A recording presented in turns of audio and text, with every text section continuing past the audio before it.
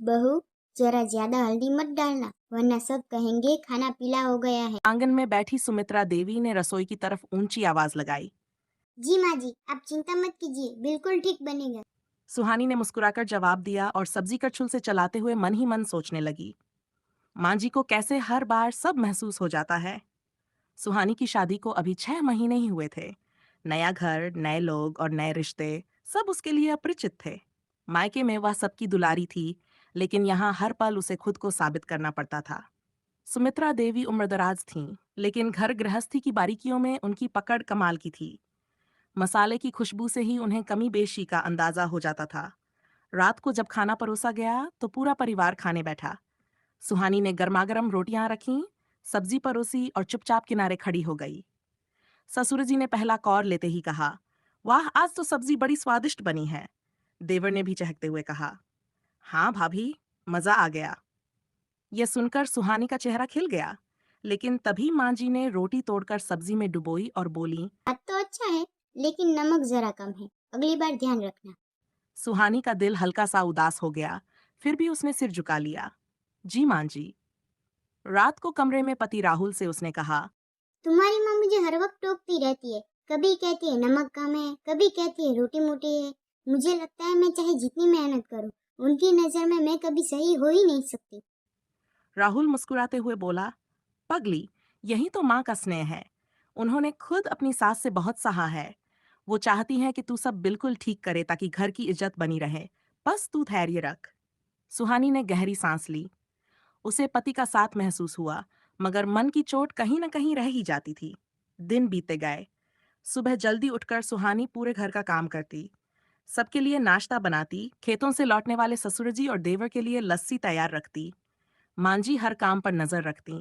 बहू। बहू, आंगन ठीक से बुखारना और तुलसी में पानी डालना मत भूलना, और हाँ, बच्चों के कपड़े समय पर धो देना। शुरुआत में सुहानी को लगता जैसे वह रोज परीक्षा दे रही है, लेकिन धीरे धीरे उसने मांझी की आदतों को समझना शुरू कर दिया। उसने ठान लिया कि अगर इस घर में सुख से रहना है तो मांझी की पसंद नापसंद सीखनी होगी। वह उनसे रेसिपी पूछती, पूजा पाठ के नियम जानती और धीरे धीरे घर की जिम्मेदारी संभालने लगी। एक दिन खाट पर बैठी सुमित्रा देवी पुराने दिनों को याद करने लगी। करीब 40 वर्ष पहले वह खुद नई नवेली बहू बनकर इस घर में आई थी। मासूम चेहरा, आंखों में सपने, मगर उनकी सास यानी सुहानी की दादी सास बेहद सख्त मिजाज थीं। सुन सुमित्रा, सब्जी में जरा भी नमक कम नहीं होना चाहिए। अगर मेहमानों ने शिकायत कर दी तो तेरी माँ बाप की नाक कट जाएगी। उनकी सास डांट देती। कभी रोटी गोल न बनती तो ताना मिलता, इतना भी नहीं आता, तेरी माँ ने कुछ सिखाया ही नहीं। सुमित्रा रोती, मगर फिर भी अगले दिन वही काम मुस्कुरा कर करती। उनके दिल में हमेशा कसक रहती, काश मेरी सास मुझे बेटी समझ पाती। साल गुजरते गए। बच्चों की परवरिश और घर संभालते संभालते सुमित्रा मजबूत हो गई, लेकिन मन में यही संकल्प रहा, अगर कभी मुझे बहू मिली तो उसे बेटी बनाकर रखूंगी। रात को उन्होंने बहू को पास बुलाकर कहा, बहू, तूने मेरा दिल जीत लिया। सच कहूं, मुझे लगा था शहर की लड़की है, डलने में समय लगेगा, मगर तूने उम्मीद से बढ़कर सब किया। सुहानी की आंखों में आंसू भर आए। माँ जी, मैं तो हमेशा यही चाहती थी कि आप मुझे अपनी बेटी समझें। सुमित्रा देवी भावुक हो गईं। अरे बहू, भूल मत, सास भी कभी बहू थी। मैंने भी तेरे जैसी तकलीफें झेली हैं, पर चाहती थी कि तू मुझसे बेहतर निकले, और तूने मेरा सपना पूरा कर दिया। इसके बाद सास बहू का रिश्ता बदल गया। छोटी छोटी नोकझोंक अब भी होती, मगर उनमें प्यार झलकता। त्योहारों पर दोनों मिलकर घर सजाती।